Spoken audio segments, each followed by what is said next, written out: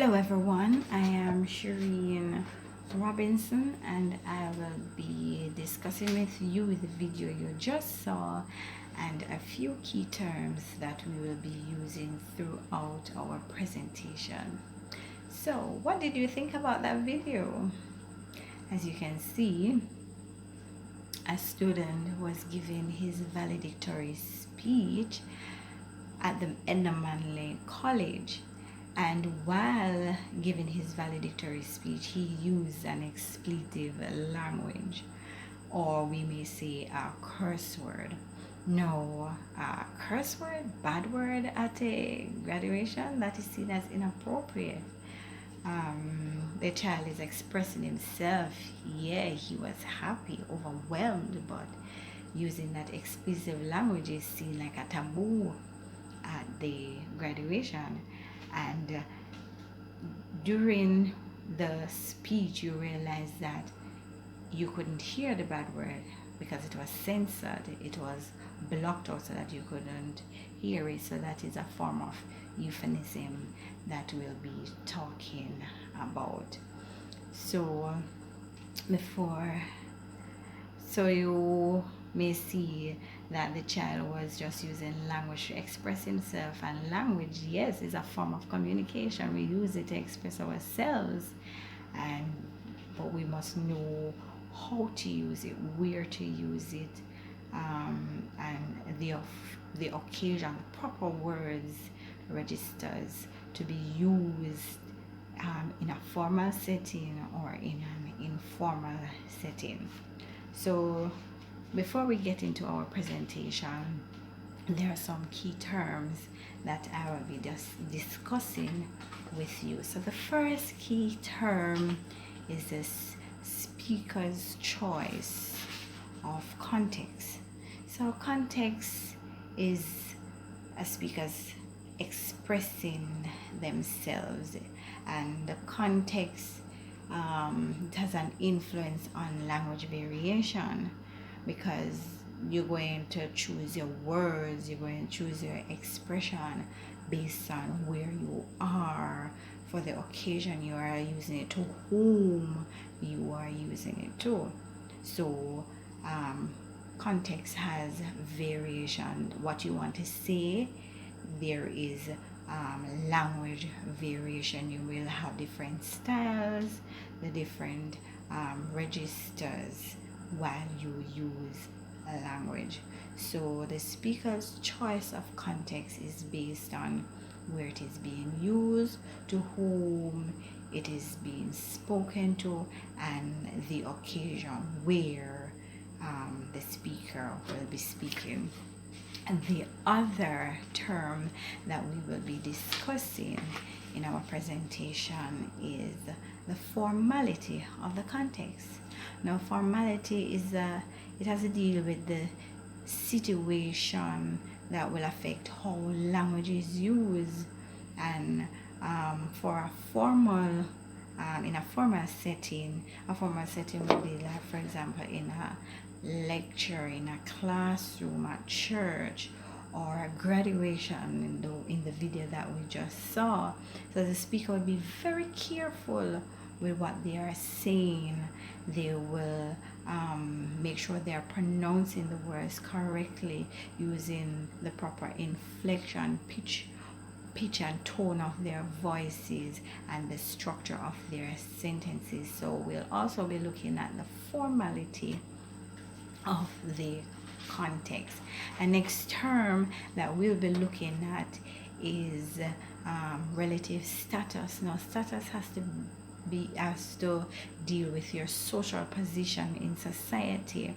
And when we talk about social position, we are talking about like upper class, the middle class, or lower class, the education you hold, the level of education that you have in society, your financial status, your residence of place, and your cultural background. So we'll be discussing our relative status throughout the presentation. Another key term that we'll be discussing throughout our presentation is social distance.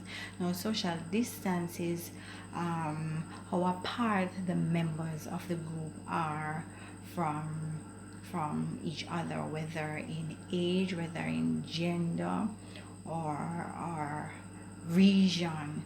So the social distance affects how language is used, because um, a 70-year-old is not going to use the same language as a 14-year-old. So there's a barrier. So social distance has to do with how far apart the persons are in the social group based on age, gender, region, or even language. And throughout the presentation, we'll be talking about taboo. Now, what is taboo? Taboo is the prohibition or the avoidance of a particular topic or practice which may be harmful to someone. So it may cause them hurt, it may cause them anxiety or shame. And some examples of taboo are like sex, HIV. HIV is something that you don't really want to talk about. HIV, incest. All right, so those things cause embarrassment.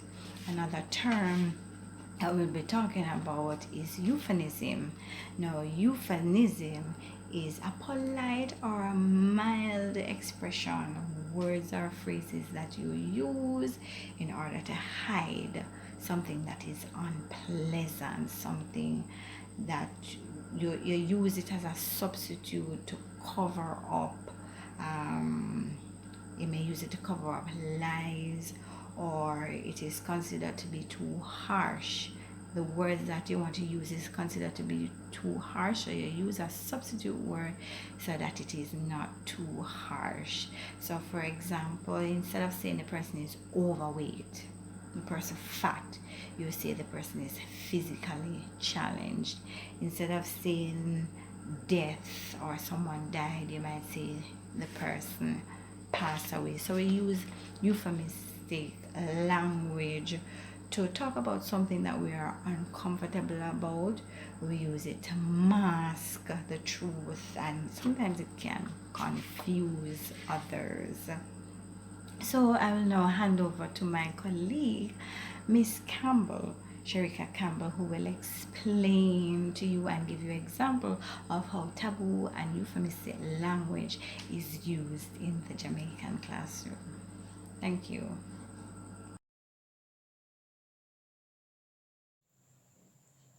Good day, colleagues.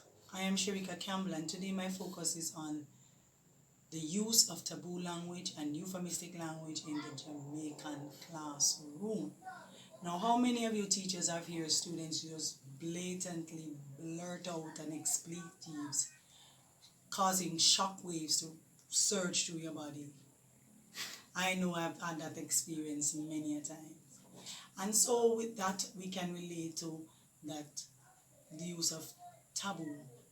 Curse words and swearing are some examples of words that should never enter the formal setting of a schoolroom. The classroom is established as a formal setting. It is expected that professionalism is the hallmark of the teacher's existence, where she speaks respectfully to her students and she ensures that she guides them in the right and proper way. My colleague, Miss Robinson Clark, she shared earlier with you the definition of what taboo is, and she had highlighted that it is the prohibition, the avoidance in any society of behavior believed to be harmful to its members. Right? It is any language that is offensive, that will make persons feel uncomfortable, and anything that will cause people to feel debased. Now, in our classroom, we as teachers, you have to be careful of how you approach certain topics like homosexuality, incest, sex, witchcraft, those topics. You just have to be very careful how you discuss these topics in your classroom, because these topics fall under the category of taboo language. Now, there are certain choices, that certain things that affects the speaker's choice of contextually appropriate forms of language, and three of which are the social distance between participants, the relative status of the speakers, and the formality of the context. These must be taken into consideration when you decide to use taboo or euphemistic language within the classroom. Ms. Robinson gave an in-depth explanation as to the general meaning of what social distance between participants, the relative status between participants, and the formality of the context. She provided a general view as to what these terms actually mean. But what I would like to do today is to present to you all of this within the context of the Jamaican classroom, for you to see how it applies within this setting. Seeing that, that's where you spend most of your time. Now, within when in examination of the social distance between participants, what that means is that there's certain factors that causes that or influences that, and one of those factors is age. There's a clear age difference between the teacher and her students. And so in looking at taboo language, we will see that she is more mature, she is more experienced, so she would be more aware of what is appropriate speech, the appropriate register for the classroom, and she would know that certain things is definitely a no-no. Certain things are really not appropriate to say in a formal context. Certain things she should never say to her students. And as she would model the correct use of language. And so she is also, because of her knowledge, because of, as teachers, because of your knowledge, you should be able to know about euphemistic language. Now, of course, remember, euphemistic language has to do with finding a substitute, a less harsher way of saying things, not being as blunt, avoiding embarrassment. And they always say to us that we should never embarrass our students. So you always find a nice way of saying things that is not really pleasant to our students. So you never call your students dunce, right? You just say to them, you have a little difficulty, but if you keep working harder, you can improve.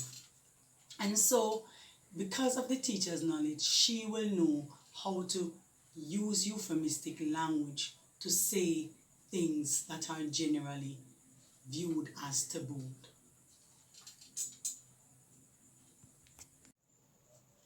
Now, whereas the teachers are the ones who have mastery over the decision as to which form of language is used in the classroom, the reality is that it is our students who use taboo on a regular basis, right?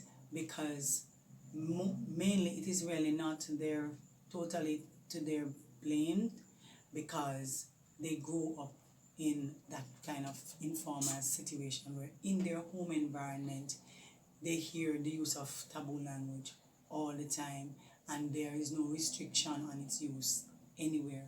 Even in the media today, information, language expression is done so explicitly and in a vulgar fashion. So for the students, they will say, "Miss, what me do?" Because to their mind, they have done nothing. "Miss, what me say?" is what they will say in protest or in defense of your reprimanding them, to say your behavior is inappropriate, you shouldn't have said that. They will use expletives in some schools. They will use it on a large scale, and when they're within the earshot of a teacher, they will say, "Sorry, miss," and go back to doing it again. No, we need to understand that yes, the teachers constantly, as teachers, you constantly guide them, and you will have to do that, and you will have to continue to model for them what appropriate behavior is. You have to use the euphemistic language for them to hear, right? Because in the classroom, you are probably the only light they see in terms of showing them what they ought to be doing. Now, children, as I said, they will show no remorse when you talk to them, because it is, as I said, it is really difficult for them all their lives. They hear people talk and just use it. And as a result of that, when they talk to you, they are unclear as to what to say. So derogatory terms is the order of the day. Now, the next concept I want to weave into what I'm talking about here is also the relative status of the participants. Where the students come from in terms of how they, where their socialization, where they come from has a great impact on their socialization. We have to admit, we have a diversity in our classroom. So you'll have children who are from upper, middle, and lower class. And you'll find that coming from these settings, the children will be exposed to different upbringings. Indeed, it is here we see the relative status between participants within the Jamaican classroom, because we all know that some of our students have parents who are educated and, may I say, rich, or they can afford their needs, as against those who are sadly uneducated and poor. And so those students who are fortunate, to have parents who are educated and wealthy, they tend to be exposed. They get the opportunity to be exposed to euphemistic language on a daily basis. They hear the parents use it, they hear the parents' colleagues use it in their environment from birth. And as a result, they are able to understand the concept presented in the text in class. However, not so for the children who are from lower socioeconomic background. They tend to struggle somewhat. But as I said before, the role of the teacher now is to provide the background knowledge that these children need to allow them to see the meaning of the euphemism, as well as the taboo as well, because taboo is also used in the text.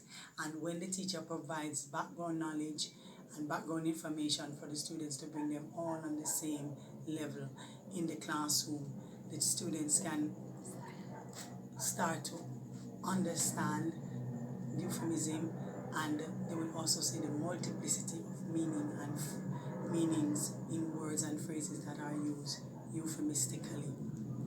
And so we can understand that it is in this light that the children now, having it a feel of it, they too will understand euphemism, and going home probably making a change and a difference in their very home.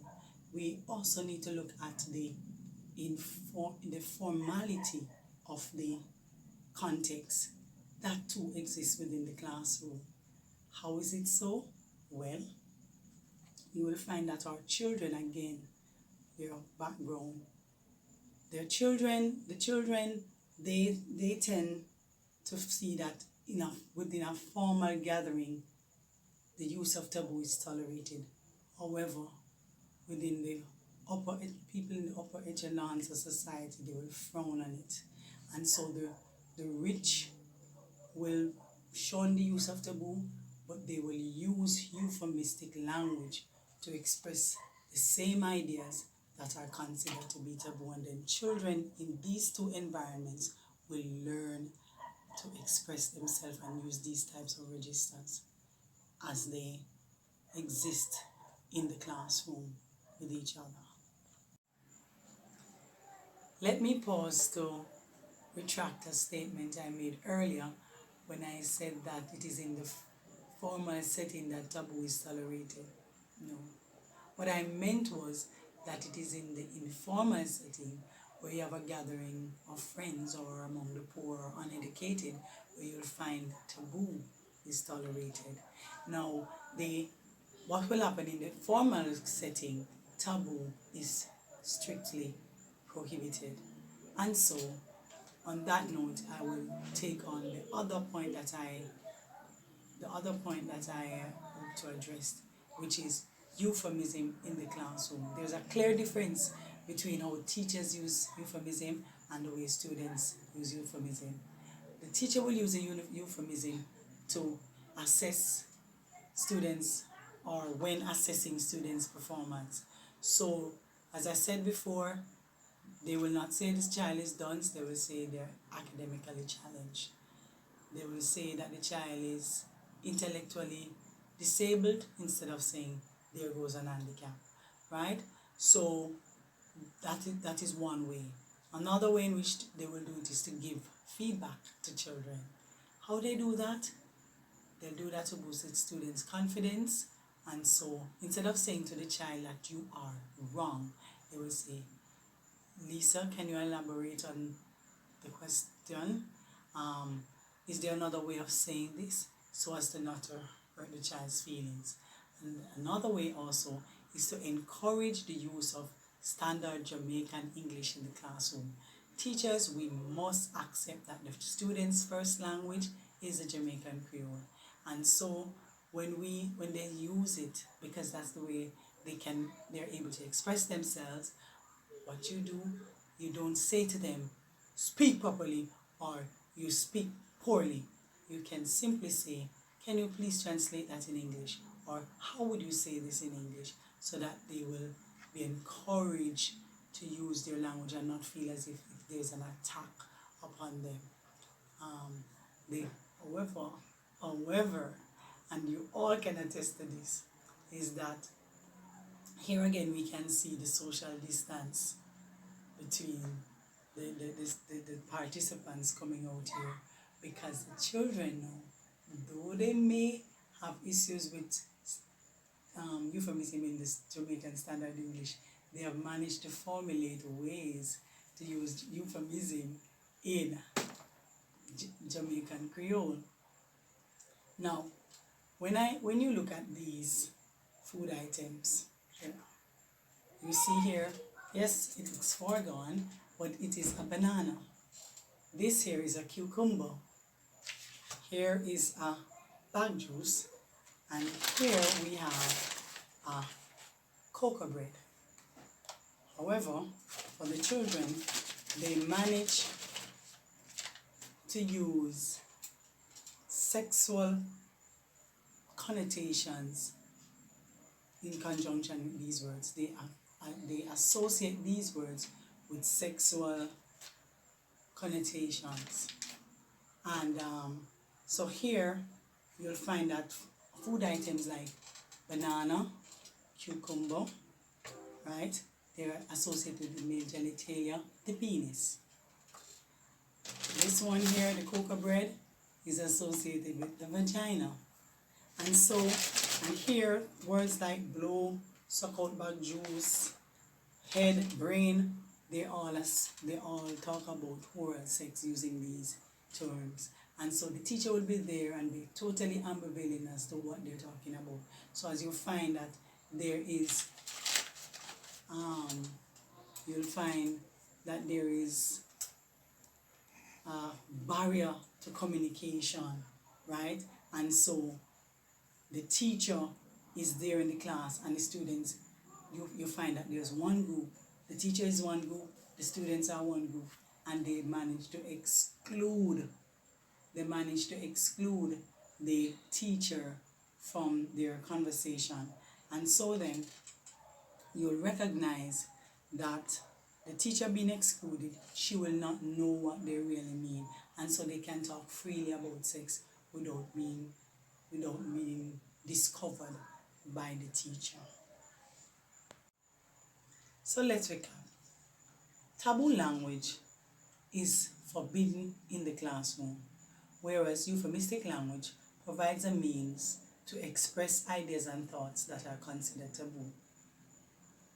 The social distance in the classroom is evident through the age difference between the teachers and the students, and there's a social distancing in terms of there's a difference between the two groups, that one group use the language to exclude the other, and so they may be oblivious to their true meaning, and the other is the relative status of the between the participants that will be seen within the classroom, the framework of the classroom, where you have the upper class and the lower class, the educated and the uneducated, and of course the use of these dictates the use of the taboo and euphemistic language as was established.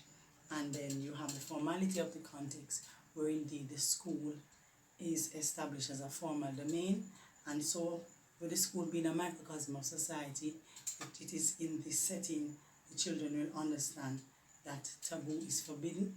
However, it is here in the formal setting of the classroom, the children will learn euphemistic language, right? So I would like to just say thank you for watching, for having us, and I want to give special thanks to the principal, Mr. Wedderburn.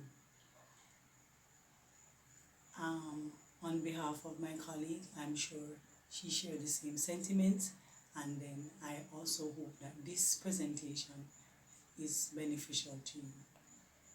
Thank you.